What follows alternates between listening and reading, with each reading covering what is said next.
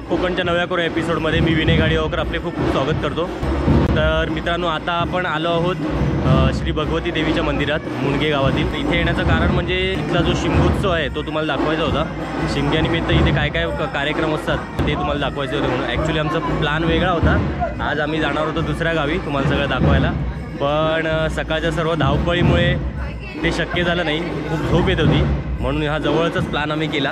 Actually हे बाबूच्या मामाचं गाव आहे, आमच्यापासून जवळच आहे म्हणून इथे येण्याचा प्लॅन केला। कारण की इथे आम्हाला कळालं की आज इथे शिमगोत्सवानिमित्त खूप मोठा कार्यक्रम असतो, तो बघण्यासाठी म्हणून आता मी बाबू आणि ओम्या आम्ही तिघं इथे आलो आहोत। रात्रीचे आता 11 वाजता आहेत, आता जवळपास 2-3 तासाचा हा कार्यक्रम आहे। चला तर आता बघूया मुणगे गावातील श्री भगवती देवीच्या मंदिरात शिमगोत्सवानिमित्त काय काय कार्यक्रम असतात ते।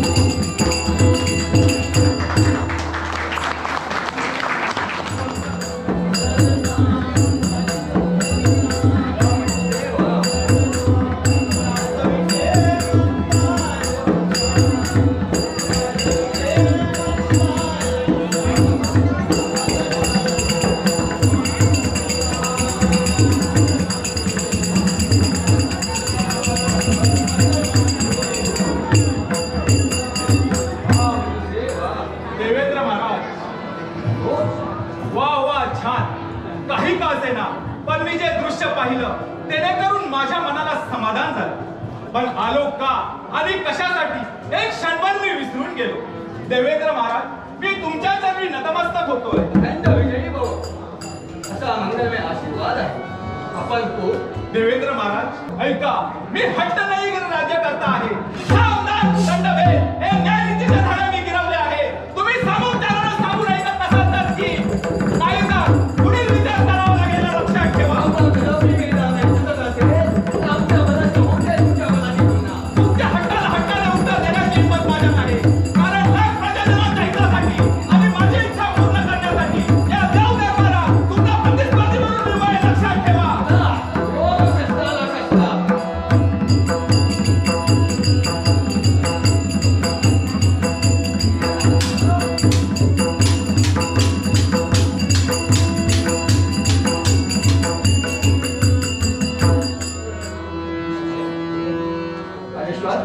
प्रसन्न आहे मी तुमच्यावर. आणि माझ्या राजा दरबारापर्यंत दोन देवऋषी यायचं असेल तर या, बसायचं असेल तर बसा, निघायचं असेल तर कुशाल निघून जाऊ शकता. मला अहंकाराचे वादळ दिसू लागते.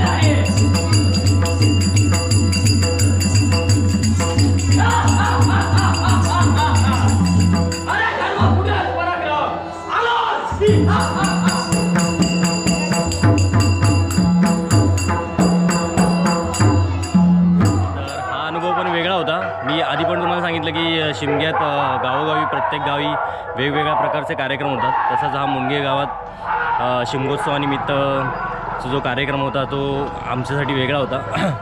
तर आता झोप जरा जास्त यायला लागली म्हणून घरी जायला निघालं. थांबावंसं वाटत होतं, पण आता जर थांबलो असतं तर उद्या सकाळी बाबूजवळ सोबत निघायचं होतं, फिरायचं होतं गावोगावी, ते राहिलं असतं. म्हणून आता घरी जायला निघालं. बाबूला पण झोप येते, सगळ्यांना झोप यायला लागली. झोप नाही मेल्यावर लकनी येता. चला तर मग मित्रांनो, bye bye, good night. Munge गावातला हा शिमगोत्सव तुम्हाला कसा वाटला ते आम्हाला खाली कमेंट करून नक्की कळवा. आणि आता पुढच्या व्हिडिओत भेटू शिमग्यातल्या, आणि नवीन काहीतरी तुम्हाला कुठल्या तरी नवीन गावात घेऊन जाऊन नवीन त्या गावात शिमगोत्सव कसा साजरा होतो ते तुम्हाला दाखवू.